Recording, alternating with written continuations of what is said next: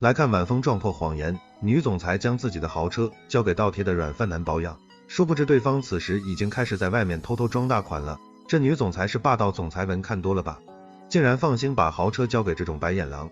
软饭男开着豪车带情人出来兜风，不仅自封是集团总裁，还吹嘘自己是资产惊人的云城首富，这就叫开局一张嘴，资产全靠吹。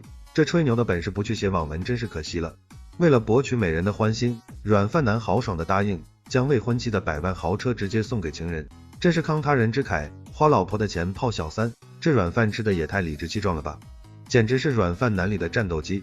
情人拿到车钥匙后欣喜若狂，迫不及待地约上姐妹们出门炫耀，准备体验一把虚荣的豪车生活，果然是物以类聚，人以群分，这虚荣心简直能溢出屏幕了。另一边，总裁得知副卡被刷了300万，却毫不介意，出于愧疚，甚至打算再送一张额度惊人的副卡。这女总裁怕不是被下降头了吧？被绿了还倒贴，这脑回路也是没水了。情人和姐妹们坐在抢来的豪车里疯狂自拍，在公路上横冲直撞，完全不把交通规则放在眼里。这群马路杀手，交警叔叔呢？赶紧把这些祸害抓进去反省反省。为了在姐妹面前强行装杯，情人猛踩油门在公路上疯狂飙车，甚至试图强行超越前方的大众。这叫什么？不作死就不会死，待会有你哭的时候。结果因为操作失误，直接追尾了前方的车辆。气急败坏的情人反而下车对着前车司机大吼大叫，倒打一耙的本事真是绝了，这智商是怎么活到现在的？然而总裁此时刚好就坐在前车里面，这荒唐的一幕让总裁当场愣住，开始怀疑丈夫的所作所为，这就叫天道好轮回，这下有好戏看了。瓜子花生矿泉水准备好。情人在现场极其嚣张地搬出法律条文，企图甩锅，声称开豪车就得让道，真是不讲理到了极点。这法盲语录真是刷新了我的三观，普法教育任重道远啊。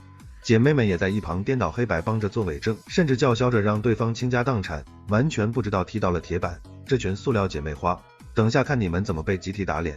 看着原本应该去保养的爱车出现在这里，总裁终于醒悟，意识到自己的婚姻只是一场骗局。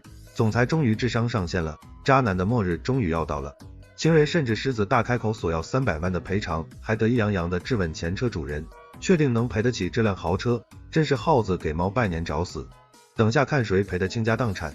情人疯狂叫嚣着自己的男朋友是世纪集团的总裁，威胁总裁如果不识相，就直接从云城滚蛋。这小三的嚣张气焰真是让人叹为观止，关公面前耍大刀，可笑至极。为了证明自己的身份，情人翻出手机里的亲密合照，而照片上的人正是总裁同床共枕的丈夫。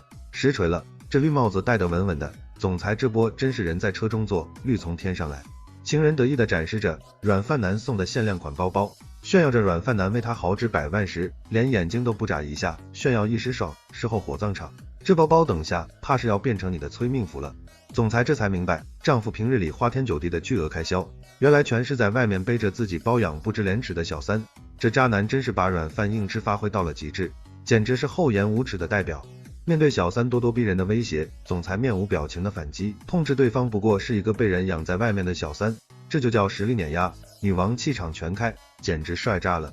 随后赶到的交通队员打破了僵局，小三恶人先告状，声称自己被撞，甚至叫嚣着要把总裁抓起来。这小三的演技也是没水了，颠倒黑白的本事简直炉火纯青。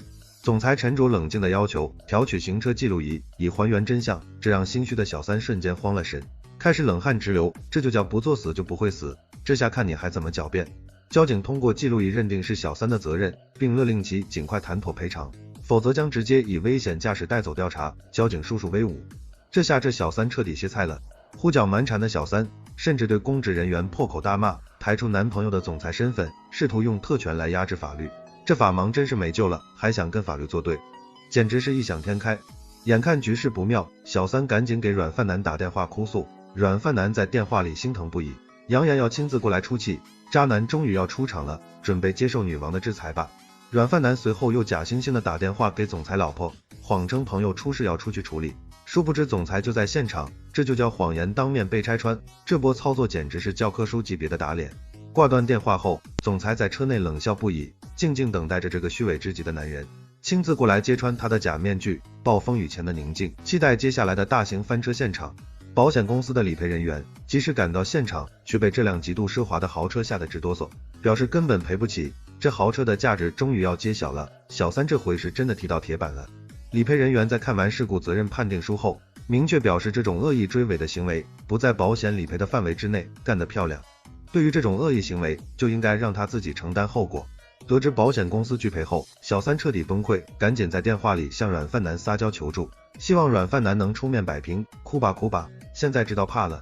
晚了，软饭男接起电话，大言不惭地自称是世纪集团总裁，傲慢地表示愿意施舍100万来解决这次纠纷。这100万对这豪车来说就是9牛1毛，这软饭男还真是何不食肉糜啊！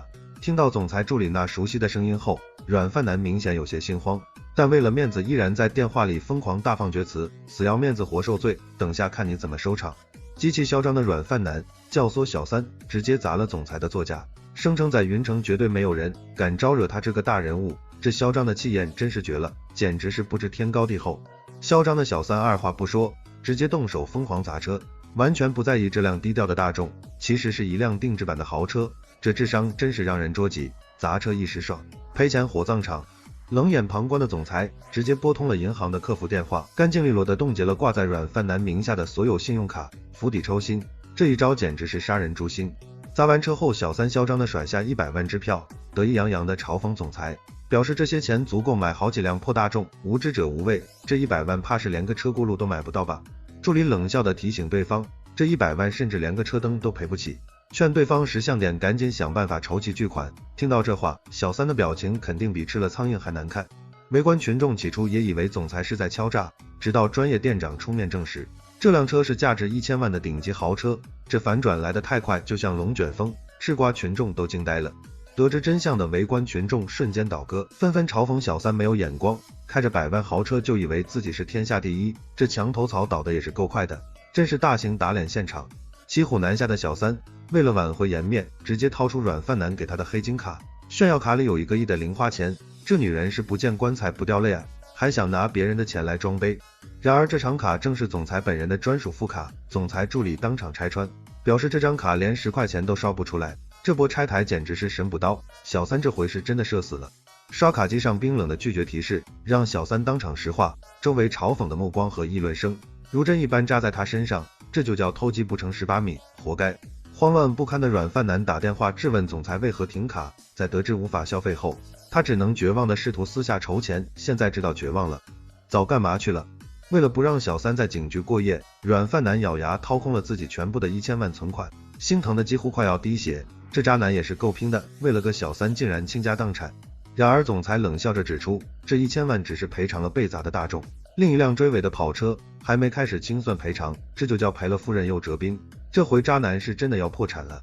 听到还要再赔300万的小三彻底气急败坏，歇斯底里的催促软饭男帮他好好教训前车的主人。这女人真是疯了，都死到临头了还不忘咬人。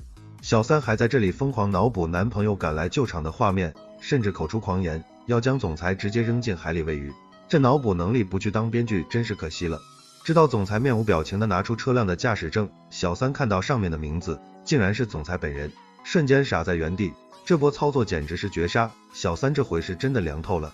嘴硬的小三依然坚称总裁在组团额前还愚蠢地期待着自己的男朋友等会儿过来收拾残局。这女人是不撞南墙不回头啊，真是不见棺材不掉泪。气势汹汹的软饭男终于提着棍子抵达现场，然而刚下车他就愣住了，因为总裁助理正在等他。这画面太美我不敢看，渣男这回是插翅难逃了。总裁决定坐在车里静观其变，让助理先出面应对，看看这个虚伪的丈夫到底能无耻到什么地步。这女王气场真是绝了，坐等渣男原形毕露。软饭男为了在小三面前维持总裁的人设，竟然要求助理大事化小，甚至厚颜无耻的要求退钱。这渣男的脸皮真是比城墙还厚，简直是厚颜无耻的最高境界。不仅如此，软饭男还倒打一耙，指责助理开公司的车出门讹人，要求助理必须向小三鞠躬道歉。这颠倒黑白的本事真是绝了，这渣男简直是无可救药。助理正义凛然地指出，软饭男根本不是集团的掌控人。这番话彻底戳破了软饭男最后的遮羞布，干得漂亮。这波拆台简直是神补刀。恼羞成怒的软饭男威胁要让助理直接卷铺盖走人，还恬不知耻地声称总裁对自己百依百顺。这渣男真是死鸭子嘴硬，都死到临头了还在装杯。助理毫不退缩地当众撕下软饭男的伪装，直接揭露他冒充总裁身份，并且红杏出墙的丑陋嘴脸。这波反杀真是大快人心，渣男这回是真的社死了。围观群众在听清事情的真相后，纷纷开始指指点点，痛骂软饭男花着老婆的钱在外面养眼女人，这才是群众的真实呼声。渣男就该犹如过街老鼠，人人喊打。助理更是掷地有声的警告软饭男，就等着总裁的律师把离婚协议和起诉书直接送到他的手上。这波警告真是霸气侧漏，渣男这回是真的要净身出户了。慌神的小三此时终于明白自己被骗，指责软饭男是个骗子，而软饭男则无耻的为自己辩解。这就叫狗咬狗，一嘴毛，这对渣男贱女简直是绝配。穷途末路的软饭男企图继续威胁助理，却不想助理当场揭开当年救人事件的真相，直击其痛处。这反转来得太快，渣男这回是真的无处遁形了。